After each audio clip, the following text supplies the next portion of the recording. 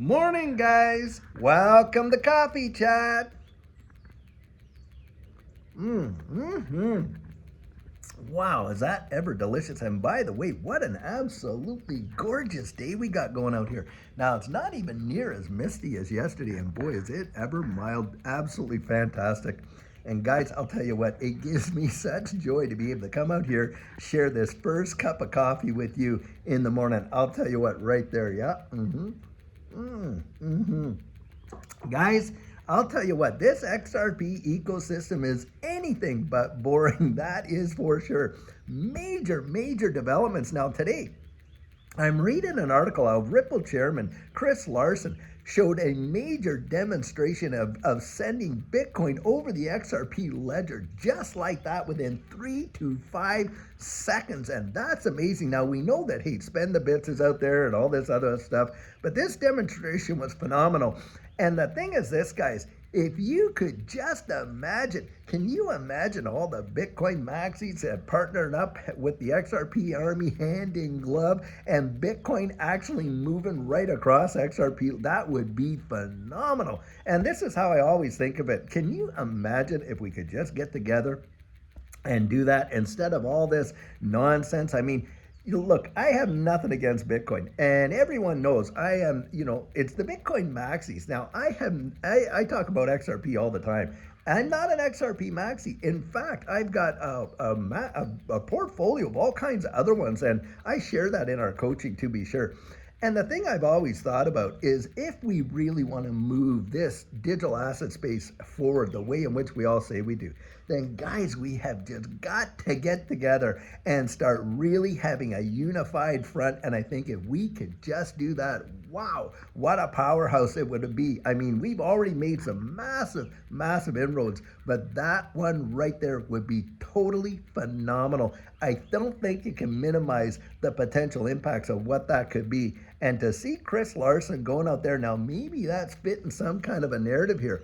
And they are kind of building up to getting together because we do know that, hey, Hedera Hashgraph, XRP, you got Cardano and all these different ones. And what are they doing? Well, they're all working together with this new strategic things that are going on, of course, with the executive orders about bringing United States into the #1 position for digital assets around the wide world. That's happening bang, bang, bang. And it is making some major headway. So who knows? Maybe there's some stuff going on in the background, and what they're doing is they're just wetting everybody's whistle kind of thing. Now, something else.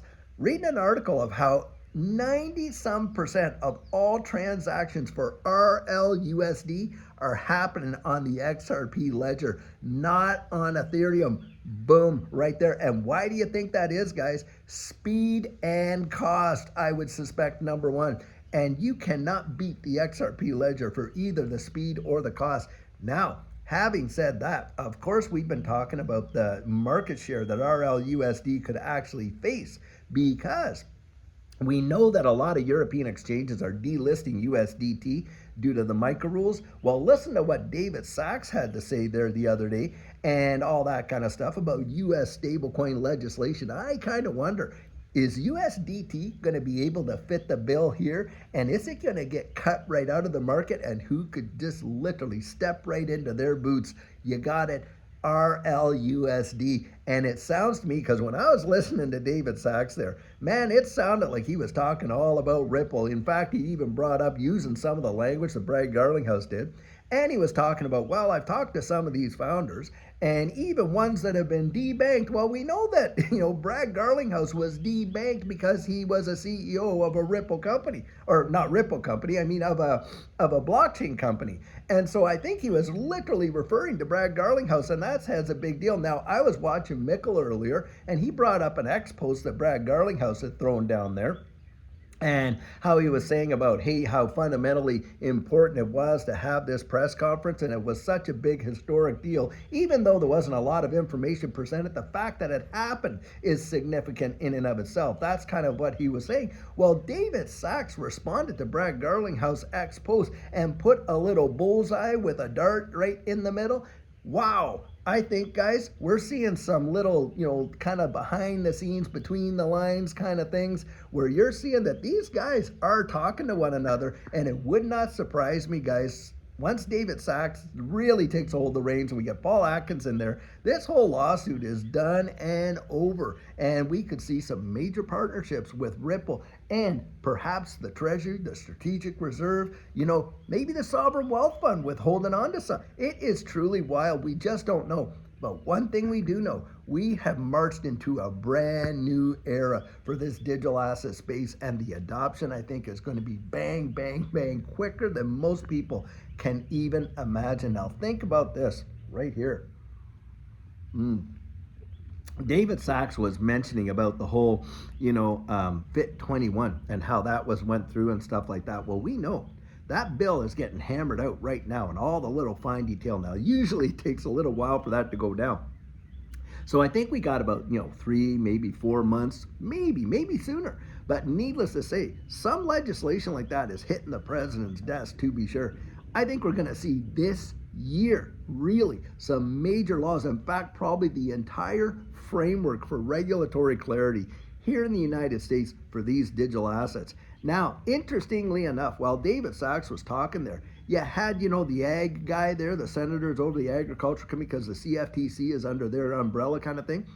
And the CFTC is going to be taking care of digital assets that are deemed to be commodities, not securities. Hey, what do you think one of the top ones on that list is? Hey, guys, I think it's going to be XRP. And that really, to me, was also another tell. We get all this legislation through.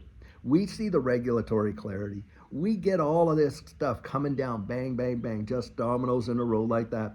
Guys, I'm going to tell you something. I think that you could see some things happen that most people can't imagine, and it could go way, way beyond what we even think, because that kind of adoption is going to really bring in institutional cash like you have never seen. It's a change of the guard, a new system. And it's kind of like Bob Dylan's old song when he said, if you can't take it, get out of the way, because the times, they are a changing, guys. They're changing. The years of listening to the Elizabeth Warrens and all these guys that poo-pooed this space and on and on and on. Number one, I think it was absolute hogwash. I think she's like knee to the thigh deep in it herself. But the fact is, all that rhetoric is out the door. We don't have to put up with that kind of nonsense where they come out and say, oh, well, all the people that are involved in crypto are either tax evaders, fraudsters, or all this kind of stuff. What an absolute obscene thing to say, number one, when you consider that she was out there representing her own constituents who were invested in digital assets. I mean, that was obscene. But the fact is we've tolerated such nonsense in this space. Guys, I think those days are done. And what a great day is coming for this space. I think it's going to be absolutely monumental. And for the folks that sat there and just had no clue, I feel bad in a way, but I still think we're amazingly early now compared to where it is going. I'll tell you what, it is time to get on the bus in my estimation. Now, guys, like I say, you go out, do your own research, build up your own narrative, that kind of thing, because I can't come out here and just talk you into it. And if I could, someone else could come along and talk you out of it. You got to do your own research. But for my estimation, for Judy and I, whoa, do we ever believe, and big time, that is for sure. And you want to be thinking about it and getting yourself ready, because guys, it is going to happen quick. In my estimation, way quicker than most folks think. And I'll tell you what, can't wait, just can't wait. And I can't wait to see you there. Now, having said that, by the way, I want to throw out something about Quantum Financial Summit. Judy and I are going to be there. I believe it's happening here in March.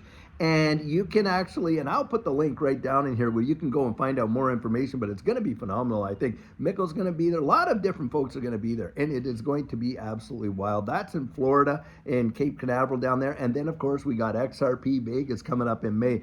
All these kind of things. And if you want to connect with us, guys, we're going to be there. And I can't wait to meet and see. There's so many of you that we're going to be able to touch base with that we really, really value and appreciate in this space. I'll tell you what. So, guys, until later on today, have an amazing one and take care.